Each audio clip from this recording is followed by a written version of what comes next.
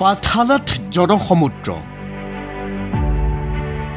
অসম সাহিত্য সভাৰ অধিৱেশনক কেন্দ্ৰ কৰি দ্বিতীয় দিনাও উদুলি মুদুলি বজালীৰ ভট্টদেৱ ক্ষেত্ৰ দুলিয়াজানত অনুষ্ঠিত হ'ব সাহিত্য সভাৰ পৰৱৰ্তী পূৰ্ণাংগ অধিৱেশন মহানগৰীৰ পাঞ্জাবাৰী পঞ্চৰত্ন শাখাই আমন্ত্ৰণ জনালে মধ্যকালীন বিশেষ অধিৱেশন প্ৰত্যাশিতভাৱে জনসমুদ্ৰত পৰিণত হৈছে পাঠশালাৰ ভট্টদেৱ ক্ষেত্ৰ সুদীৰ্ঘ দুবছৰজোৰা প্ৰতীক্ষাৰ অৱসান ঘটাই শুকুৰবাৰৰ পৰা এই বিশাল ক্ষেত্ৰত অনুষ্ঠিত হৈ আছে অসম সাহিত্য সভাৰ সপ্ততিতম দ্বিবাৰ্ষিক অধিৱেশন এই অধিৱেশনতে অসম সাহিত্য সভাৰ ইতিহাসত নজিৰ সৃষ্টি কৰি প্ৰথমবাৰৰ বাবে সংযোজন ঘটিছে বিজ্ঞান মেলাৰ অন্ধবিশ্বাস কুসংস্কাৰৰ পৰিৱৰ্তে বিজ্ঞান মনস্তত্বক প্ৰাধান্য দি অহাৰ ক্ষেত্ৰত সদায় বজালী অগ্ৰদূত ইয়াৰ বাবে সকলো বাধা নেওচি অসম সাহিত্য সভাৰ অধিৱেশনত আদৰণি সমিতিয়ে সংযোজন ঘটালে বিজ্ঞান মেলাৰ যিয়ে সৃষ্টি কৰিলে এক নতুন ইতিহাসৰ যি ইতিহাসৰ আঙুলিত ধৰি নতুন আৰু চিৰজাগ্ৰত অগ্ৰগামী অসম গঢ়াৰ স্বপ্নৰে বজালীয়ে দেখুওৱা এই বাটেৰে আগুৱাব শতিকা পুৰণি অসমৰ জাতীয় অনুষ্ঠান অসম সাহিত্য সভাই আৰু ইয়াৰ বাবে ৰাজ্য চৰকাৰ পৃষ্ঠপোষকতাত অসম সাহিত্য সভাৰ পৰৱৰ্তী অধিৱেশনসমূহতো ধাৰাবাহিকভাৱে সংযোজিত হৈ থাকিব বিজ্ঞান মেলাৰ শুকুৰবাৰে নিশা বজালীত অনুষ্ঠিত অসম সাহিত্য সভাৰ অষ্টম পূৰ্ণাংগ কেন্দ্ৰীয় কাৰ্যনিৰ্বাহক সভাই ইয়াৰ বাবে গ্ৰহণ কৰে আনুষ্ঠানিক সিদ্ধান্ত আমাৰ যেতিয়া বিজ্ঞান মেলা আমাৰ বিজ্ঞান প্ৰযুক্তি বিভাগৰ মন্ত্ৰী কেশৱ মহন্ত ডাঙৰীয়াই বিজ্ঞান মেলা উদ্বোধন কৰি আমাক পৰৱৰ্তী সময়ত জনাইছিল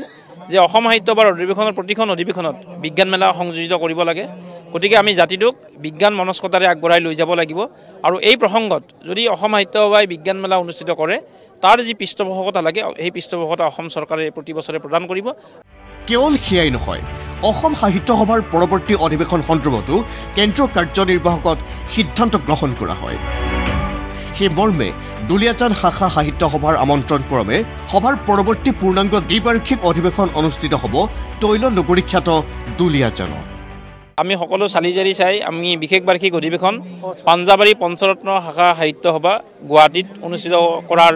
আমি ঘোষণা কৰিছোঁ আৰু দ্বিবাৰ্ষিক যিখন অধিৱেশন সপ্তম দ্বিবাৰ্ষিক অধিৱেশন আমাৰ দুলিয়াজান শাখা সাহিত্য সভাৰ আমন্ত্ৰণ মৰ্মে দুলিয়াজানত অনুষ্ঠিত কৰাৰ আমি কালি ঘোষণা দিছোঁ আৰু আজি প্ৰতিনিধি সভাত সেই কথা ঘোষণা কৰিম লগতে অসম সাহিত্য সভাৰ মধ্যকালীন বিশেষ অধিৱেশন অনুষ্ঠিত হ'ব মহানগৰীৰ পাঞ্জাবাৰীত মহানগৰীৰ পাঞ্জাবাৰী পঞ্চৰত্ন শাখা সাহিত্য সভাৰ আমন্ত্ৰণ মৰ্মে গুৱাহাটীত অনুষ্ঠিত হ'ব সভাৰ মধ্যকালীন বিশেষ অধিৱেশন ইফালে দ্বিতীয় দিনৰ কাৰ্যসূচী অনুসৰি শনিবাৰে পুৱাৰ ভাগতে সাহিত্যানুৰাগী অতিথি প্ৰতিনিধিৰ উপস্থিতিত অধিৱেশনস্থলীত উত্তোলন কৰা হয় অসম সাহিত্য সভাৰ 186খন পতাকা ইয়াৰে মূল পতাকা সভা আৰু আদৰণি সমিতিৰ বিষয়ববীয়াৰ উপস্থিতিত অসম সাহিত্য সভাৰ সভাপতি ডক্টৰ সূৰ্যকান্ত হাজৰিকাই উত্তোলন কৰে লগতে সপ্ততিতম অধিৱেশন উপলক্ষে উত্তোলনস্থলীৰ প্ৰথম চক্ৰত অসম সাহিত্য সভা আৰু আদৰণি সমিতিৰ বিষয়ববীয়াসকলে একেলগে একে সময়তে নান্দনিক পৰিৱেশৰ মাজত উত্তোলন কৰে সভাৰ 77খন পতাকা উত্তোলনস্থলীৰ দ্বিতীয় চক্ৰত সভা আৰু আদৰণি সমিতিয়ে আমন্ত্ৰণ কৰা বিশিষ্ট ব্যক্তিসকলে একেলগে একে সময়তে অনুৰূপ পৰিৱেশৰ মাজেৰে উত্তোলন কৰে সভাৰ 108খন পতাকা যাৰ অৰ্থ এইদৰে ব্যাখ্যা কৰিলে সভাৰ সভাপতি ডক্টৰ সূৰ্যকান্ত হাজৰিকাই আমি সন্মুখত দুটা তৰফত আমি পতাকাৰ হিচাপ ৰাখিছোঁ 77খন পতাকাৰে সৈতে আমাৰ অসম সাহিত্য সভাৰ বিগত 60 কথা বুজাইছে আৰু আনহাতে দ্বিতীয় চৰকাৰত ৰখা 108খন পতাকাই অসম সাহিত্য সভাৰ 108 বছৰীয়া কথা সোঁৱৰাই দিছে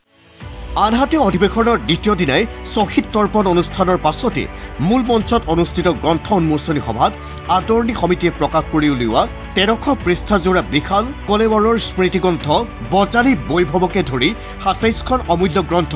উন্মোচন কৰে আমন্ত্ৰিত বিশিষ্ট অতিথিসকলে ইয়াৰ আগেয়ে সম্পূৰ্ণ ব্যতিক্ৰমী ৰূপত শ্বহীদ তৰ্পণস্থলীতে আদৰণি সমিতিৰ সভাপতি ৰঞ্জিত কুমাৰ দাসে উন্মোচন কৰে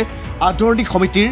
মহানগৰ উপসমিতিয়ে প্ৰকাশ কৰি উলিওৱা জীৱন আৰু সৃষ্টি শীৰ্ষক গ্ৰন্থখনো। যি উপসমিতিয়ে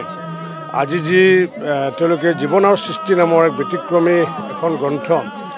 আমাৰ গুৱাহাটী উপসমিতিয়ে প্ৰকাশ কৰিছিলে আৰু সেইখন আজি উন্মোচন কৰা হ'ল। দৰ্শন, বিজ্ঞান, সাহিত্য, সংস্কৃতি, ভাষাতত্ত্ব, নৃতত্ব, ধ্ৰুপদী ভাষা সমন্বিতে বিবিধ বিষয় সামৰি অতি কম সময়ৰ ভিতৰত এই গ্ৰন্থখন প্ৰস্তুত কৰা হৈছে। ইপিনে ৰাজ্যৰ সৰ্বস্তৰৰ লোককে সামৰি লোৱাৰ প্ৰয়াসেৰে আয়োজন কৰা এই অধিৱেশনত প্ৰতিনিয়ত চলিছে কবিতা পাঠৰ অনুষ্ঠান। ভাগে ভাগে অনুষ্ঠিত হৈছে কবি সন্মিলন, জনগোষ্ঠীয় বৌদ্ধিক সন্মিলনকে ধৰি বিভিন্ন মনোৰঞ্জন ধৰ্মী অনুষ্ঠানো, যাৰ বাবে সম্প্ৰতি আকৰ্ষণৰ অন্যতম কেন্দ্ৰ হৈ উঠিছে পাঠশালাৰ ভট্টদেৱ ক্ষেত্ৰ। Bureau report ND24।